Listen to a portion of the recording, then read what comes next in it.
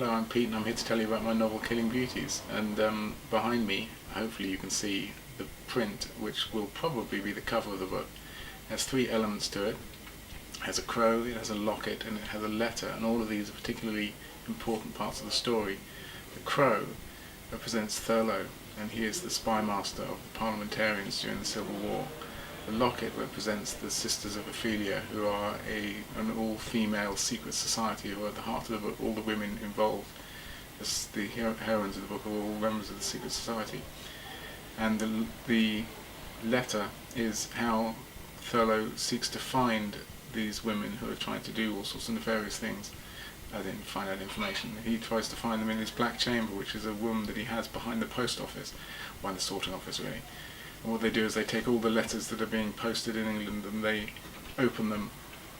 So they break the seals, or they carefully remove the seals.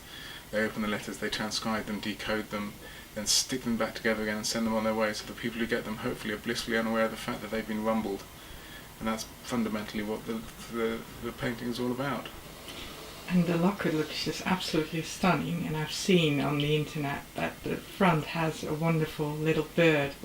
What kind of bird is that? The bird is the nightingale, and the nightingale is a symbol of the Daughters of Ophelia.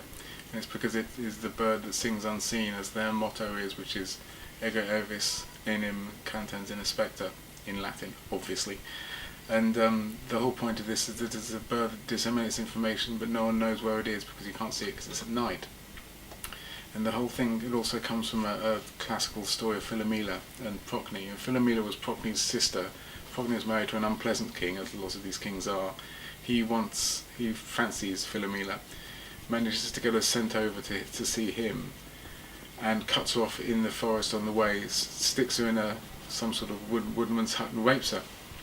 Then tells her that she's not allowed to say anything, and if she said anything, he'll be terribly angry. She says, "Sod you," and says, "I'm going to tell her to bloody everyone." So he cuts off her tongue, thinking that's the end of the story. Philomela, unfortunately, is a little bit cleverer than that, even though she's a little bit upset by the whole affair. So what she does is she embroiders a tapestry, which she then takes to her sister and shows her exactly what her husband has done. So her sister then takes the king's two sons, bakes them into a pie and feeds them to the king in traditional Greek myth fashion. And then the king finds out. He's very, very, very angry. He chases both the women, intent on murdering them. Just as they're about to be caught, they plead to the gods to be released and to be set free. They immediately turn into birds, and Philomela is turned into a nightingale and Procne into a swallow. So the nightingale represents information, invisibility, and sisterhood, which are three of the main themes of the book. And this kind of sisterhood, this kind of secret society, you said they were called the Daughters of Ophelia. Why the Daughters of Ophelia? Well, we all know Ophelia from Hamlet, of course, and not only did Hamlet make Ophelia a little bit potty, fundamentally Ophelia was set as a spy upon him, so she was actually one of the first female spies in literature. And this is where the whole thing comes from, is about a woman being set adrift, forced to spy, but actually cut adrift from her sisters. This is why she goes a bit potty. This is why she's sent to a nunnery, of course. This is why Hamlet says, "Get thee to a nunnery." And if the Daughters of Ophelia have a problem, they actually said they take the convent, which is when they retire, and they go somewhere that is safe, which is a convent, which is where the whole thing is based. Do they also spy upon their lovers? I couldn't possibly say such things, because that would be giving away the plot.